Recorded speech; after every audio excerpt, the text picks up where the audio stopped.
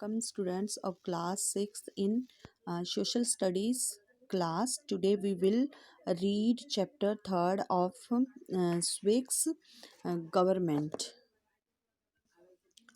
Government is a set of institutions that um, have the power to make, implements and interpret laws so as to ensure an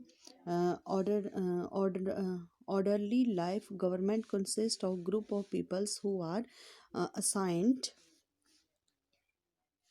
the task of administrating and managing the affair of the nations.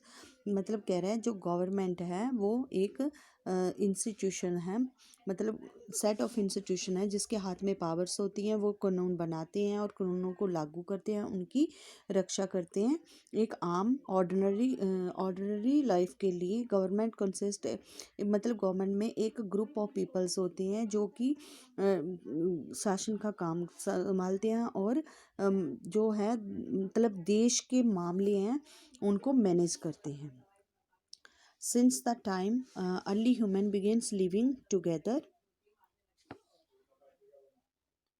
the need of someone who would direct or guide their affairs and resolve their differences become imperative. Usually the strongest member of the group become the leader. Therefore when kingdom, empire and nation states come into prominence, government become the controlling authorities. कह रहे जैसे ही मतलब बिल्कुल early human being थे, जैसे वो एक साथ रहना शुरू किए तो उन्होंने भी क्या एक समाज टाइप का बना लिया। उनके भी जो मामले हैं उनको मामलों को गाइड करने के लिए और सॉल्व करने के लिए एक मतलब किसी न किसी की ज़रूरत थी। इसलिए जो सोसाइटी का जहाँ उस टाइम का जो भी उनके कबीले का जहाँ मतलब जहाँ वो रहते थे स्ट्रॉन्ग आदमी होता था वही वो हेड बनता था। देयर फोर द किंगडम, जैसे ही मतलब जो है हमारा समाज राज्य बना, शासन बना, जब स्टेट्स बन गई और उसमें क्या हुआ कि मतलब स्टार्ट वगैरह की प्रमुखता हुई, स्टेट्स बन गई, राज्य बन गए, तो इन सब में जो है सरकार जो है मामले बनाने लगी। बिकम द कंट्रोलिंग अथॉरिटी, तो फिर जो सरकार है वही कंट्रोलिंग अथॉरिटी बन गई। एक government is an institution which makes the political decisions about running a country. जो सरकार होती है यही एक ऐसा इंस्टीट्यूशन है जो कि पॉलिटिकल डिसीजन राजनीतिक फैसले लेता है देश को चलाने के लिए। It refers to the group of people who are responsible for controlling a country or a state. In fact, it is an administrative organ of a region or a country. It is a system by which people are governed. The government express the will of the state.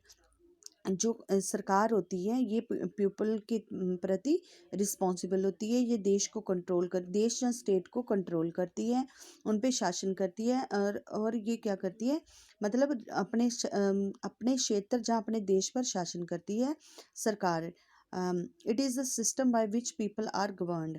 ये वही मतलब ये ऐसा मतलब लोग होते हैं जिसके द्वारा जिनके अधीन जो है हमारी पब्लिक होती है। और the government express the will of the states, और जो सरकार होती है वो स्टेट की इच्छाओं को बताती है। The need for the government, हमें सरकार की ज़रूरत क्यों है। Can a society run without a government? It can if every person in society cooperate totally with everyone else in the society, but that can never happen. Can your class maintain perfect discipline, and will all of you study quietly even if there is no teacher or monitor in class? कह रहे हैं कि मतलब सरकार की ज़रूरत क्यों है। मतलब जो है सरकार मतलब सरकार के बिना एक जो देश है जो सोसाइटी है वो कैसे चल सकती है, कैसे चलेगी अगर सब लोग जो हैं एक दूसरे के साथ सहयोग करें, एक दूसरे का कहना माने, और फिर जो है ये सरकार के बिना ही देश चल पाएगा। पर ये संभव नहीं होता है। क्या आप इमेजिन कर सकते हो स्टूडेंट्स, आप इमेजिन कर सकते हो कि अगर आपकी क्लास में ना तो टीचर हो और ना ही मॉनिटर हो तो आपकी क्लास चुपचाप बैठ के पढ़ती रहेगी। ये इम्पॉसिबल है। Without government our lives would be full of chaos and confusions. While laws and rules might seem irritating and unnecessary, they are there for our own welfare।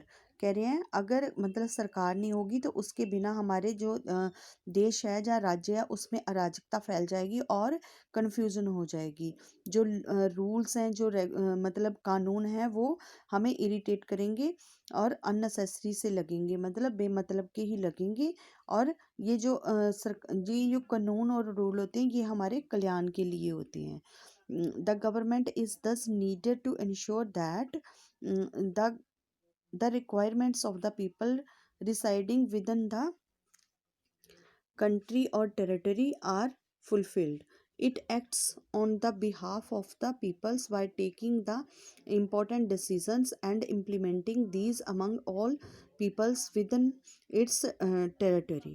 कह रहे जो गवर्नमेंट होती है उसकी ये रिक्वायरमेंट इसलिए ज़रूरत होती है क्योंकि ये मतलब पूरी जो देश है जहाँ अपनी टेरिटरी है जहाँ क्षेत्र है उसकी ज़रूरतों को पूरा करती है, उनके बिहाफ पे फैसले लेती है और उनके लिए फैसले लेके जो कानून बनाती है उनको फिर लागू करती है। फंक्शंस ऑफ द गवर्नमेंट, अब जो सरकार है उसके कार्य कौन कौन से हैं। It looks after the welfare of the people by taking up projects for providing health services education and eradicate diseases. जो है सरकार जो है लोगों के कल्याण के लिए प्रोजेक्ट बनाती है। हेल्थ सर्विस जो उनकी सेहत से रिलेटेड सर्विसेज हैं वो प्रोवाइड करती है। एजुकेशन, और जब कोई बीमारी फैल जाती है तो उसका निवारण करती है। It takes a project like constructing roads dams and provide clean drinking water and electricity. मतलब सरकार और क्या करती है, सरकार का दूसरा काम क्या है कि ये रोड बनवाती है, डैम बनवाती है और साफ पानी लोगों को देती है और बिजली प्रोवाइड करती है पब्लिक को।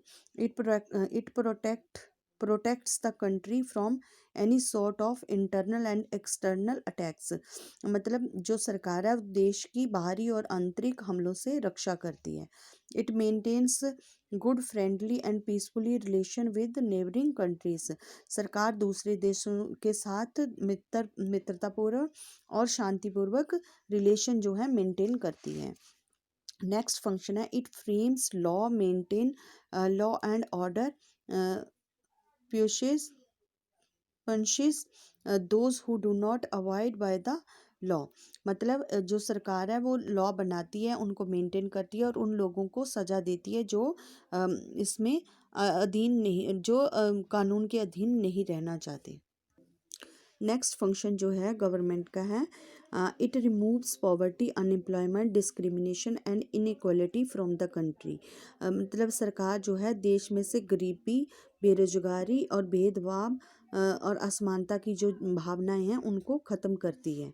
It takes relief measures for the people affected by the natural disaster such as floods, earthquake etcetera. करिए ये उसको मतलब टेक्स रिलीफ मेजर्स, लोगों को राहत देने का कार्य करती है जब भी कोई कुदरती आफता आ जाती है, जैसे फ्लड, अर्थक्वेक जैसी आफ्ता आए तो सरकार उसमें मदद करती है। नेक्स्ट आपका पॉइंट है levels of the government. Government के कितने लेवल्स होते हैं।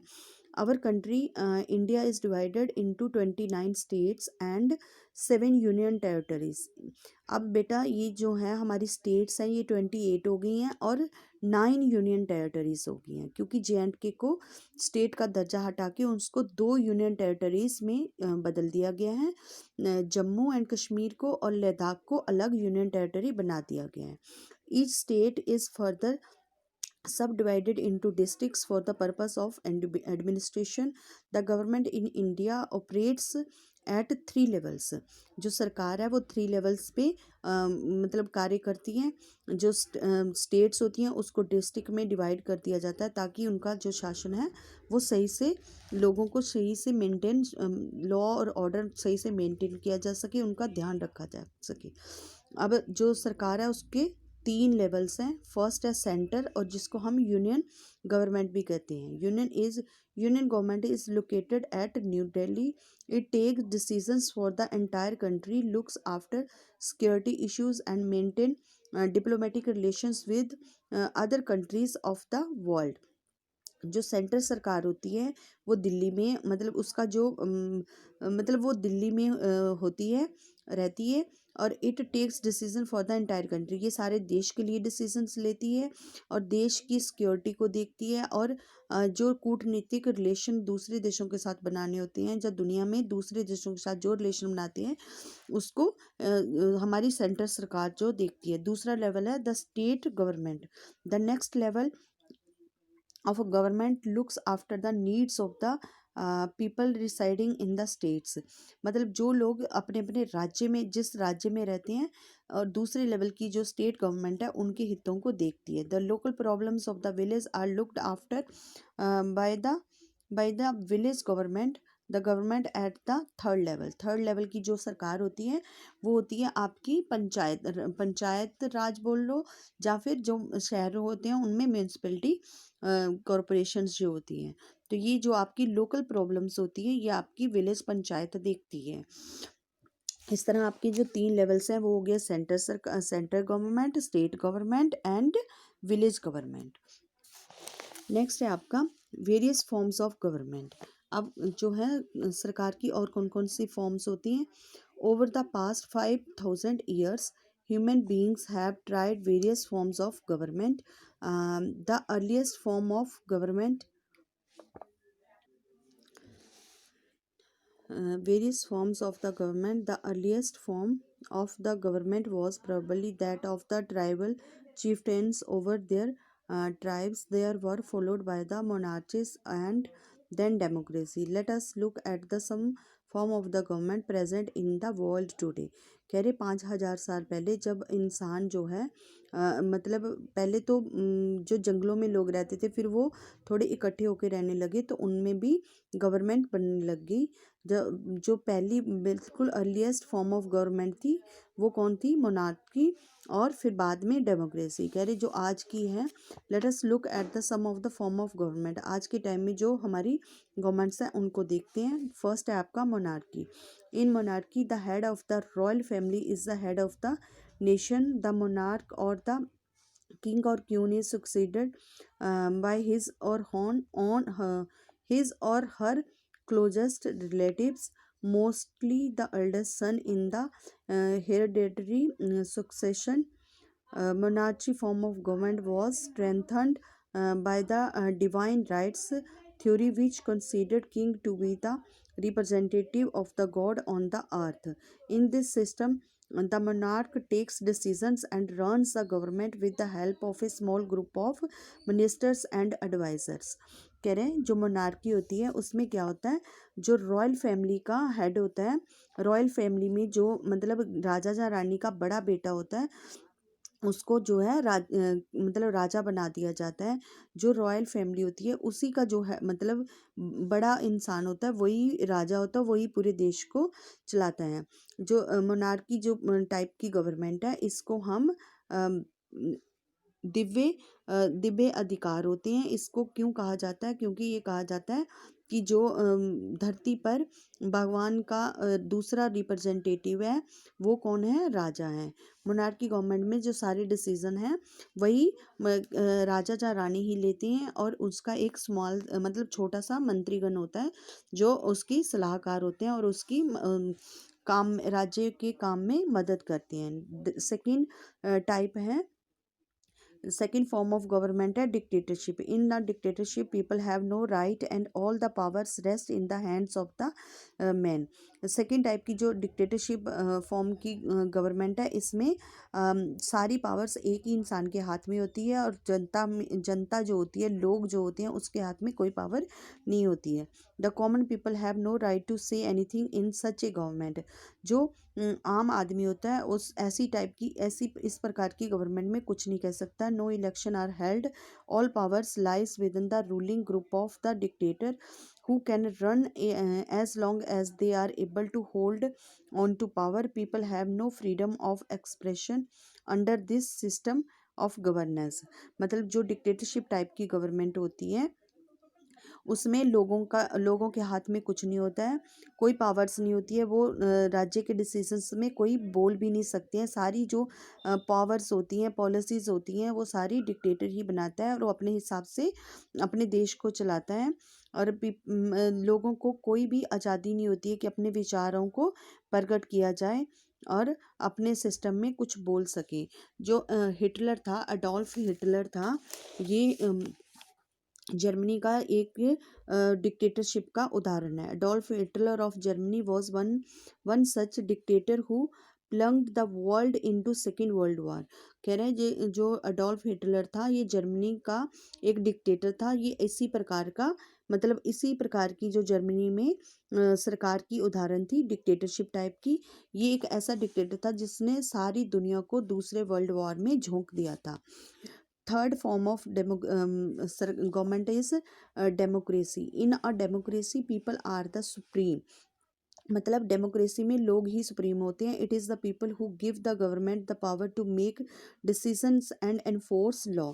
लोग ही मतलब गवर्नमेंट को पावर देते हैं कि वो डिसीजन ले और कानूनों को बनाए। Citizen exercise their right to vote and thereby choose their representative. The citizens also have the right to contest an election. If government does not fulfill the expectations of the people, then it can be thrown out of the power in the next elections. जो citizens होते हैं, जो वहाँ के नागरिक होते हैं, जो जिस देश में डेमोक्रेसी होती है उस देश के नागरिक अपने रिप्रेजेंटेटिव को चुनते हैं। वो उनको वोट देने का अधिकार होता है और इलेक्शन करवाने का भी अधिकार होता है। अगर उनके चुने चुने हुए प्रतिनिधित्व मतलब जहाँ रिप्रेजेंटेटिव्स जो हैं अगर सही से काम नहीं करते तो वो उनको पद से हटा भी सकते हैं। स्टूडेंट इसी के साथ जो है आज का क्लास हम इतनी ही करेंगे। और मैंने आपको जो एक्सप्लेन करवा दी है गवर्नमेंट की नीड क्यों है, लेवल्स ऑफ गवर्नमेंट है, फॉर्म्स ऑफ गवर्नमेंट है, तो आपने इतना ही चैप्टर जो है ध्यान से पढ़ना है। So your homework is read this chapter carefully. Next class में हम रेस्ट चैप्टर करेंगे। Thank you.